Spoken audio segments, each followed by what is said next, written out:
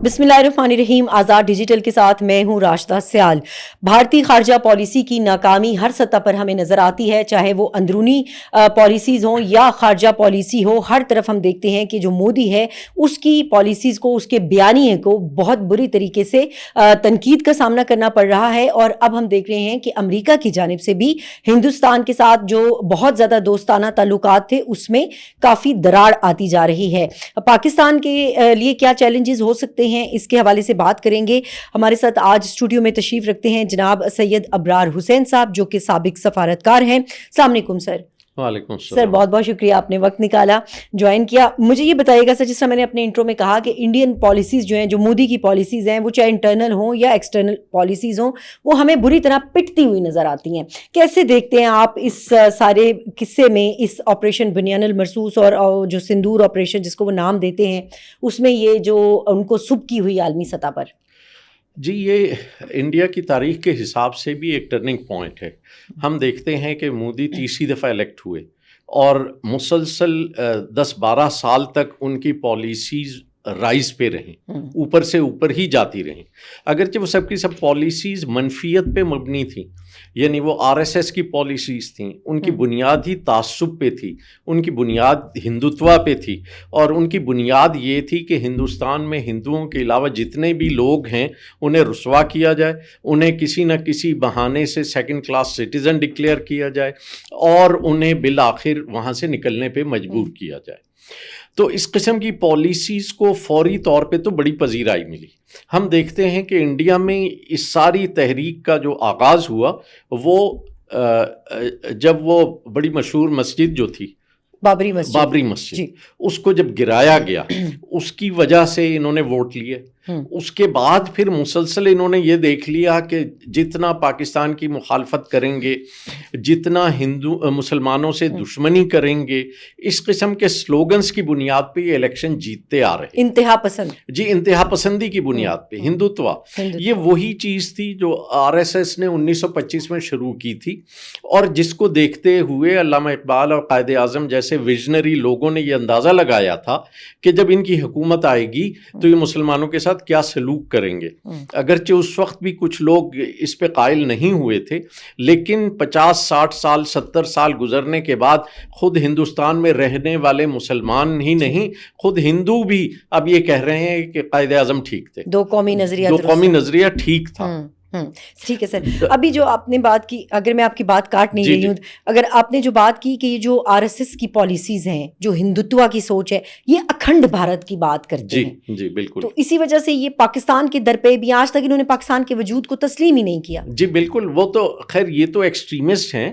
وہ تو کانگریس نے بھی جب 3 جون کا پلان آیا تھا تو اسے اس طرح تسلیم کیا تھا کہ یہ تو کچھ دن کی بات ہے, اور پاکستان کی سروائیول کے لیے ان کا خیال تھا یہ 6 مہینے کے اندر انہیں وائنڈ اپ کرنا پڑ جائے گا اور یہ مجبوراً واپس ہمارے ساتھ ملیں گے. چنانچہ انہوں نے پوری یہ کوشش کی کہ ہمیں ہمارے ایسیٹس نہیں دیے, جو کچھ فنڈز ہمارے حصے کے تھے وہ نہیں دیے گئے, اور پھر مسلسل یہ کوشش کی گئی کہ کسی طرح پاکستان کو ناکام بنایا جائے. آپ دیکھیں شروع میں انہوں نے حیدرآباد نے پاکستان سے ملنے کی کوشش کی, جوناگڑھ نے ملنے کی کوشش کی, کشمیر نے کی, انہوں نے سب کو ناکام بنایا اور بائی فورس بنایا. اور کشمیر کے تو ان کے باقاعدہ ایجنڈے پہ, ان کے مینیفیسٹو میں تھا مودی کے کہ اس کو وہ ہندوستان میں شامل کریں گے, which he did on 5th of August 2019. جی. چنانچہ مسلسل یہ پالیسیاں بڑھتی ہی جا رہی تھیں اور ان کی رعونت, ان کی فرعونیت میں دن بدن اضافہ ہو رہا تھا.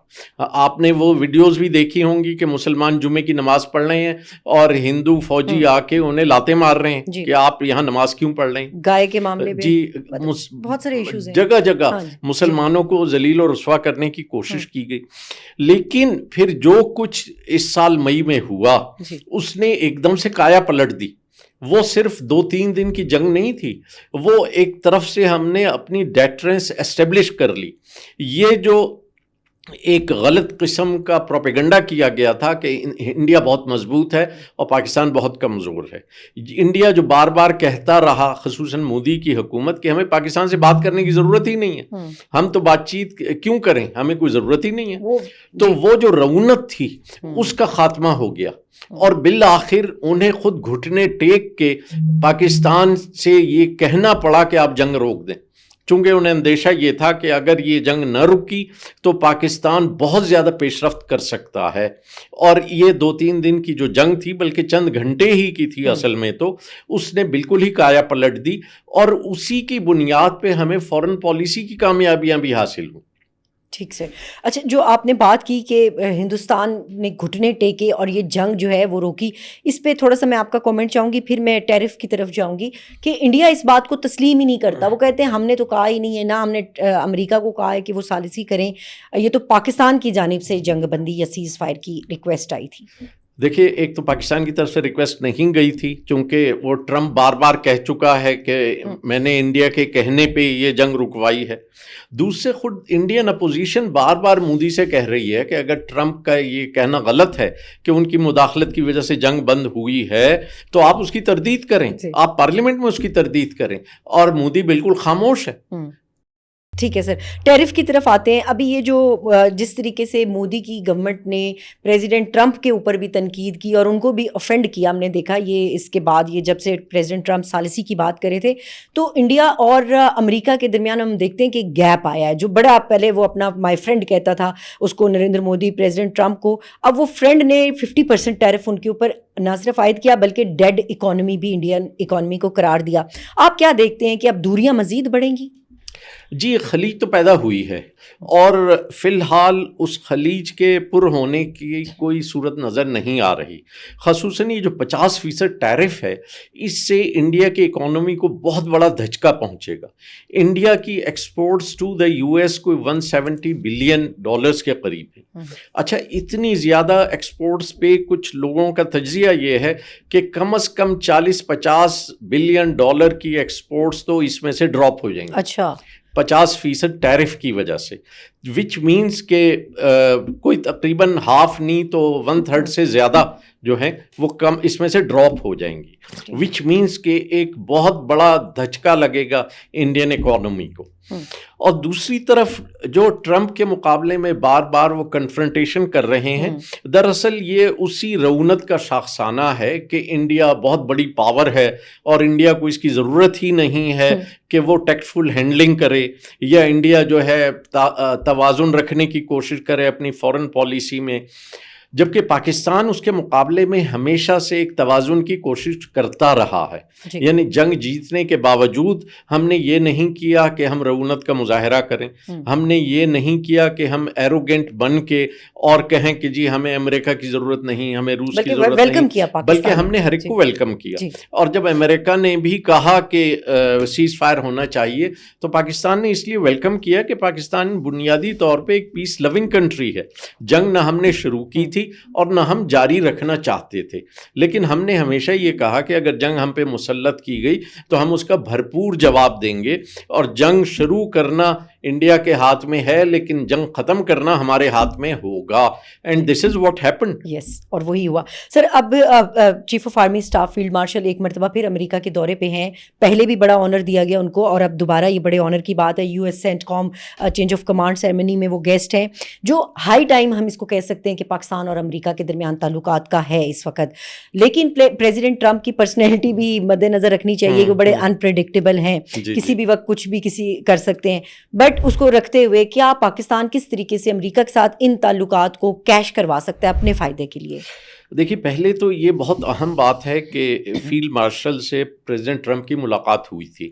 یہ امریکہ کی تاریخ میں بھی ایک یونیک چیز تھی کہ اس سے پہلے امریکن پریزیڈنٹ کبھی بھی کسی ملک کے آرمی چیف سے اس طرح نہیں ملے کہ اس کو لنچ پہ بلایا. یعنی ہمیشہ کوئی اگر آرمی چیف ملا بھی ہے تو اپنے پریزیڈنٹ یا پرائم منسٹر کی میت میں ملا ہے، الگ سے نہیں ملا. تو اس سے جو پاکستان سے ان کی قربت کا اظہار ہوا، اور اب دوبارہ بھی فیلڈ مارشل صاحب اس دورے پہ ہیں، ہمارے جو ڈپٹی پرائم منسٹر ہیں ان کے فورن منسٹر سے کئی ملاقاتیں ہوئی ہیں، اور پرائم منسٹر کی بھی گفتگو ہوئی ہے. تو اس سارے پس منظر میں ہمیں یہ تو نظر آ رہا ہے، اور خصوصاً ٹیرف والے معاملے کے بعد، کہ پاکستان کے ساتھ امریکہ کی قربت زیادہ ہوئی ہے. اب اس قربت سے ہم نے کیسے استفادہ کرنا ہے؟ سب سے اہم چیز تو اکنامک بینیفٹس جو ہم لے سکتے ہیں، ٹھیک ہے، اور وہ جو ایک ویکیوم پیدا ہوگا کہ انڈین ایکسپورٹس وہاں پہ کم ہو جائیں گی، تو اس ویکیوم کو، بلکہ انڈیا کے علاوہ بھی بہت سے ملکوں کی کم ہوں گی، تو وہ ایک خلا ہوگا جسے ہم پر کرنے کی کوشش کر سکتے ہیں. اگرچہ ہمارے پاس شاید اتنی ایکسپورٹس کی کیپیسٹی نہ ہو کہ ہم وہ سارے ویکیوم کو فل کریں، لیکن جس حد تک بھی ہم فائدہ اٹھا سکتے ہیں ہمیں فائدہ اٹھانا چاہیے. ٹھیک ہے. دوسرا یہ کہ ہمیں جو وہاں سے آفرز ہوں مختلف قسم کے ڈیفنس ایکسپورٹس کی، تو اس میں ہمیں بہت باریک بینی سے جائزہ لینا پڑے گا کہ وہ چیزیں جو ہمیں آفر ہو رہی ہے وہ امپورٹ کرنے میں ہمیں کتنا فائدہ ہے، خصوصاً اپنے دشمنوں کے مقابلے میں جن کے پاس اگر وہی چیزیں ہیں تو اسے کیسے ہم بیلنس کر سکتے ہیں. اور دوسرا یہ کہ ایک دفعہ آپ وہ اسلحہ لے کے پھر اس پرانے والے سرکل میں، وشس سرکل میں تو نہیں پھنس جائیں گے کہ آپ کو اس کی سروس کے لیے، اس کے اسپیئر پارٹس کے لیے ٹوٹلی ڈپینڈنٹ رہنا پڑے گا امریکنس پہ. اور جب وہ آپ پہ سینکشنز لگاتے ہیں، جیسے 1980s میں لگائیں، جیسے 2010 میں لگائیں، تو ایک دم سے آپ کے ہاتھ میں کچھ نہیں رہ جاتا. ان سینکشنز ہی کی وجہ سے ہمارا ٹلٹ ہوا تھا ٹورڈز چائنا، اور ہماری 70% سے زیادہ ڈیفنس امپورٹس چائنا سے آ رہی تھیں. تو ان ساری چیزوں کو بہرحال دیکھنا پڑے گا. ایک چیز تو ہے، ایک ہم اس بات کو مانتے ہیں اور تسلیم کرنا بھی چاہیے کہ جو پاکستان اور امریکہ کے تعلقات ڈو مور پہ تھے کچھ سال پہلے، وہ بہت بہتر، وہ اب ڈو مور سے ہٹ کے اب ٹریڈ کے اوپر آ گئے. وہ بھی اب یہ نہیں کہہ رہے کہ آپ اور کریں تو ہم آپ کو دیں گے، وہ بھی ٹریڈ کی، یعنی کچھ برابری کی اور ریسپیکٹیبل آ گئے. ہمیشہ سے فرینڈز ناٹ ماسٹرز کہتے رہے، اور ہم یہ کہتے رہے کہ ٹریڈ پہ آنا چاہیے. تو اب شکر ہے کہ خود بخود وہ معاملہ جو ہے ٹریڈ پہ آ گیا ہے. تو we should try to benefit as much as possible from this trade between the two countries. ابھی جو ہم بات کر رہے تھے کہ امریکہ سے ہمیں بینیفٹ لینا چاہیے، اس میں دو چیزیں اور بھی میں چاہوں گی آپ کا کامنٹ. ایک تو کشمیر کا، کیونکہ پریزیڈنٹ ٹرمپ نے خود کشمیر کی بات کی کہ وہ تیار ہیں، یعنی انٹرنیشنلی اس کو ریکگنائز کیا گیا کہ یہ ایک ڈسپیوٹ ہے. دوسرا جو ٹیررزم پاکستان کے اندر ہو رہا ہے اور جس میں انڈیا ملوث ہے، اس کے اوپر بھی تو ہمیں اپنا موقف رکھنا چاہیے. جی بالکل، ہمیں ان دونوں چیزوں کو بہت زیادہ ہائی لائٹ کرنا چاہیے. یہ جو ہماری مختصر سی جنگ تھی، اس کی وجہ سے کشمیر ایشو تو بہت زیادہ ہائی لائٹ ہوا، اور پریزیڈنٹ ٹرمپ نے کہا بھی کہ میں اس کو ریزالو کرنے میں مدد کروں گا.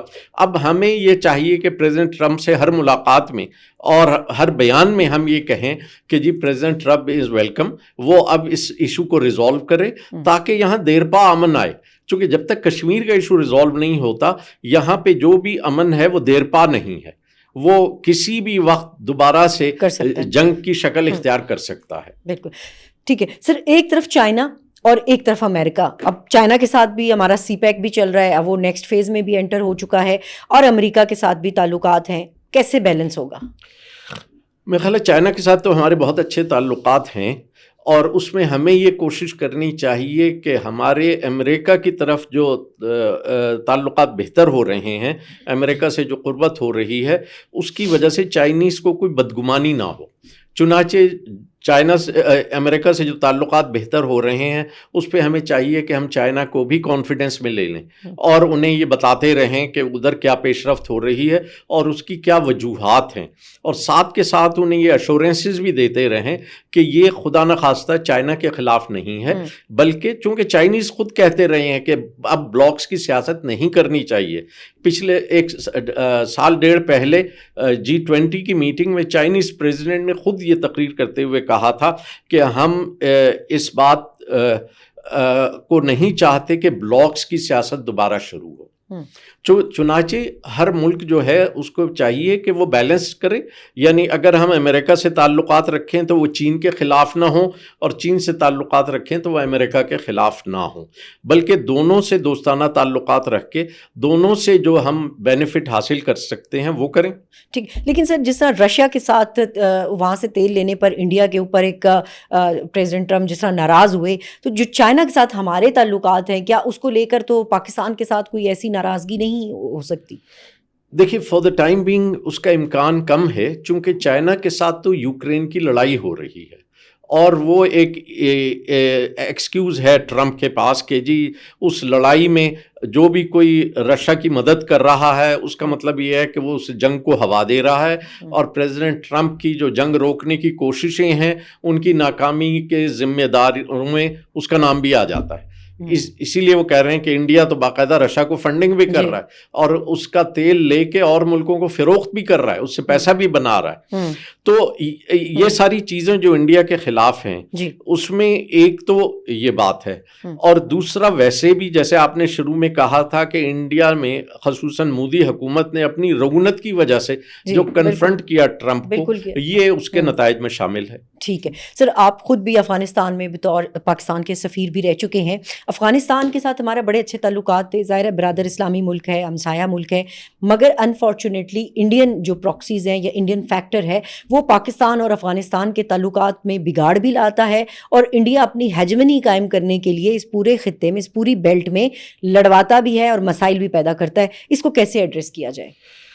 دیکھیے، دس از ویری انفارچونیٹ کہ انڈیا جو ہے ہمیشہ سے افغان سوائل کو پاکستان کے خلاف استعمال کرتا رہا ہے، اور اس سے پہلے تو یہ ہوتا رہا، طالبان کی حکومت آنے سے پہلے، کہ جو افغانستان کی انٹیلیجنس ایجنسی ہے جو پہلے خاد تھی اور بعد میں NDS تھی، جی نیشنل ڈائریکٹریٹ آف سیکیورٹی، تو اس کے ساتھ مل کے کام کرتی تھی، اور پاکستان کو ڈی اسٹیبلائز کرنے کے لیے پاکستان کے اندر جو بھی تحریکیں چلائی جاتی تھیں، جو بھی کوششیں ہوتی تھیں، وہ اس میں NDS کو شامل کیا جاتا، فالٹ لائنز ڈھونڈتے تھے۔ جی بالکل۔ لیکن اب طالبان کے آنے کے بعد سے جو NDS اور کا وہ آپس کا تعلق تھا، وہ اسٹرانگ لنک تھا، وہ بہت کمزور ہو گیا۔ اچھا، لیکن بہرحال افغانستان میں انڈیا کی کچھ نہ کچھ پراکسیز کسی نہ کسی صورت میں یقیناً موجود ہیں، اور TTP بھی انہی میں سے ایک ہے۔ یعنی TTP کو پہلے تو NDS بھی سپورٹ کرتی تھی اور بھی کرتی تھی، لیکن اب NDS کی سپورٹ تو کنفرم نہیں ہے کہ واقعی کہ NDS اب بھی سپورٹ کرتا ہے، یا انہوں نے صرف انہیں جو وہاں ریفیوج دیا ہوا ہے افغانستان میں، یعنی ان کی وہاں پریزنس کو وہ اگنور کرتے ہیں صرف، یا باقاعدہ ان کی ٹریننگ اور سپورٹ بھی دیتے ہیں۔ میرا اپنا گمان یہ ہے کہ NDS اب جو ہے TTP کو ویسے سپورٹ نہیں کرتا جیسے طالبان کے آنے سے پہلے کرتا تھا، لیکن انڈیا کی پراکسیز وہاں اوور 70 ایئرز اتنی زیادہ ہیں، اس کے ایجنٹس اتنے زیادہ ہیں کہ وہ کہیں نہ کہیں سے فنڈنگ کے ذرائع ڈھونڈ لیتا۔ جو کونسلیٹس بنائے ہوئے تھے انڈیا نے، آپ نے بھی بطور سفیر وہاں پر اس چیز کو نوٹس کیا ہوگا کہ وہاں پہ جس طرح ٹریننگ کیمپس بنے ہوئے تھے، وہ کے ہیڈ کوارٹرز تھے بلکہ، تو ابھی بھی جو فتنہ الہندوستان، فتنہ الخوارج کی آپ نے بات کی، ان کا جو نیکسس ہے، تو طالبان گورنمنٹ جو ہے وہ اگر اس میں نہیں ہے شامل تو وہ کیوں پاکستان کے ساتھ نہیں اس کے اوپر کوآپریٹ کرتے؟ جی یہ بہت اہم سوال ہے، اور یہ بار بار طالبان کے ساتھ ہماری ملاقاتوں میں شاید اٹھایا بھی جاتا ہے، اور طالبان سے کہا جاتا ہے کہ وہ ان کے خلاف ایکشن لیں، یا انہیں کم از کم اس بات سے باز رکھیں کہ وہ پاکستان میں کسی بھی قسم کا فتنہ و فساد پھیلائیں۔ لیکن اٹس انفارچونیٹ کہ ابھی تک طالبان نے اس پہ کوئی قابل ذکر پیش رفت نہیں کی، یا یہ کہہ لیں کہ انہیں ابھی تک اس میں کوئی کامیابی نہیں ہوئی۔ اب اس کی وجوہات ایک تو یہ ہو سکتی ہیں کہ ان کی ول نہیں ہے، یا یہ ہو سکتا ہے کہ ان کی کیپیسٹی نہیں ہے۔ اچھا، آپ کو کیا لگتا ہے؟ جی بلوچستان تو ہمارا نشانے پہ ہے مسلسل۔ جی بلوچستان میں تو خیر BLA is a different story, اگرچہ TTP اور BLA بعض دفعہ آپس میں مل کے بھی کاروائیاں کرتے ہیں، اور دونوں کی آئیڈیالوجی ٹوٹلی ڈفرینٹ ہے۔ BLA نیشنلسٹ ہے اور یہ اسلامسٹ ہے، لیکن اس کے باوجود یہ مل کیوں جاتے ہیں؟ چونکہ سپانسرز ایک ہیں۔ جب فنڈنگ ایک جگہ سے ہو رہی ہو، جب سپانسر ایک ہوں، تو ان کا ملنا بعید از قیاس نہیں ہے۔ صحیح۔ اب سوال یہ ہے کہ TTP کو کیوں لگام نہیں ڈالی جاتی؟ جب میں کہتا ہوں کہ شاید یہ ہے کہ ول نہیں ہے، اس کی وجہ یہ ہے کہ افغان طالبان اور پاکستانی طالبان کی آئیڈیالوجی تقریباً سملر ہے، سیم ہے، تو وہ اس لیے فیور تو اس لیے وہ شاید یا کرنا نہیں چاہتے یا کر نہیں پاتے۔ جب میں کہتا ہوں کر نہیں پاتے تو وہ دو صورتیں ہوتی ہیں، ایک تو یہ کہ ان کے پاس اتنی فورس نہیں ہے، اور دوسری چیز یہ ہے کہ جو افغان طالبان ہیں اپنے فٹ سولجر کو یہ سمجھانا ان کے لیے بڑا مشکل ہے کہ TTP جو ہے وہ ہم میں سے نہیں ہے، یہ ایک الگ گروپ ہے اور اس کے خلاف لڑ کے اس کو لگام دینی ہے۔ ٹھیک ہے سر، لاسٹ کویسچن میں آپ سے جاننا چاہوں گی، جب کابل فال ہوا اور جب وہاں پہ طالبان کی گورنمنٹ آئی تو انڈیا میں بڑی چیخو پکار تھی، اور وہ یہ سوچ رہے تھے اور انہوں نے یہ نیریٹو بھی بنایا کہ یہ پاکستان کی سپورٹ سے یہاں پر آئے ہیں اور یہ انڈیا کے اگینسٹ جائیں گے، لیکن حالات اس کے بالکل متضاد اور وہ مختلف ہوئے کہ وہ انڈین انفلوئنس میں ہمیں آج بھی نظر آتی ہے افغان گورنمنٹ۔ جی، اس وقت ہمارے یہاں بھی کئی حلقوں میں ایک جوبیلیشن کی کیفیت تھی، اور ہمارے یہاں بھی خوشی کا اظہار طالبان کی آمد سے زیادہ اس چیز پہ تھا کہ پرو انڈین گورنمنٹس کا خاتمہ ہو گیا، اور ہم یہ سمجھ رہے تھے کہ جیسے طالبان 1 کے تعلقات پاکستان سے بہت اچھے تھے، اسی طرح طالبان 2 کے تعلقات بھی پاکستان سے اچھے ہوں گے، یا کم از کم جو اینٹی پاکستان ایکٹیویٹیز کے لیے افغان سوائل استعمال ہوتی رہی وہ اب نہیں ہوگی، لیکن سم ہاؤ ایسا ہو نہیں پایا۔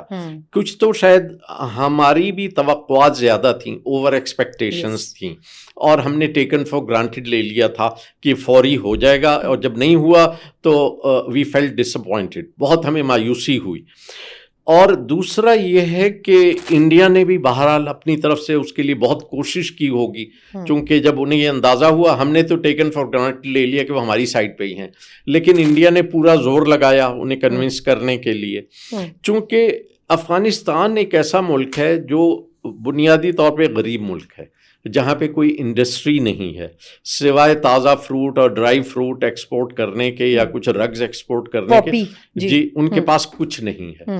چنانچہ وہ کرتے یہ ہیں کہ ایک ملک سے فائدہ اٹھاتے ہیں، اس سے فنڈز لیں گے، اور پھر دوسرے ملک سے یہ کہیں گے کہ دیکھیں وہ اتنی فنڈنگ کر رہا ہے، آپ کچھ نہیں کر رہے، تو وہ دوسرا ملک بھی فنڈنگ کرے گا، جسے کہتے ہیں نا to play one against the other, blackmail کرتے جی دونوں طرف سے ان اے وے، مطلب ہمیں کہیں گے کہ دیکھیں جی انڈیا ہمیں تو آپ بھی اتنی کریں، آپ بھی کریں، اور ہم کرتے بھی رہے ہیں۔ دونوں ملک جو ہے پچھلے 20-30 سالوں میں کتنی ان کی مدد کی ہے۔ افغان ریفیوجیز کتنے سارے پاکستان میں، وہ تو تھے ہی، لیکن پاکستان نے جو اکنامک اسسٹنس کے پیکیجز انہیں بڑے بڑے دیے ہیں، وہاں ان کی 3 یونیورسٹیز میں بڑی بڑی فیکلٹیز ہم نے بنائی، انجینئرنگ فیکلٹی ہم نے بنائی بلخ یونیورسٹی میں، آرٹس فیکلٹی بنائی کابل یونیورسٹی میں، سائنس فیکلٹی بنائی ننگرہار یونیورسٹی میں، ایک عبد الرحمان بابا اسکول بنایا ہم نے کابل میں فار مور دین 2000 اسٹوڈنٹس۔ اسی طرح ہم نے وہاں سڑکیں بنائیں، یہ جو تورخم سے جلال آباد تک 75 کلومیٹر کی دورویا سڑک یہ ہم نے بنائی ہے۔ وہاں 3 بڑے بڑے ہاسپٹل ہم نے بنائے، جناح ہاسپٹل 300 بیڈز کا، نائب امیر اللہ خان لوگری ہسپتال ہم نے بنایا ننگرہار میں، جلال آباد میں ہم نے ایک کڈنی ہاسپٹل بنایا، تو بہت چیزیں ہم نے بھی بنائیں، لیکن یہ وہی ہے کہ جی وہ انڈیا بھی کر رہا ہے اور ہم بھی کر رہے ہیں، اور دونوں طرف سے وہ چاہتے ہیں کہ زیادہ سے زیادہ بینیفٹ کریں۔ ٹھیک، بہت بہت شکریہ ابرار حسین صاحب آپ کی آمد کا، آپ کے تجزیے کا۔ اس کے ساتھ ہی مجھے اجازت دیجیے، اللہ نگہبان۔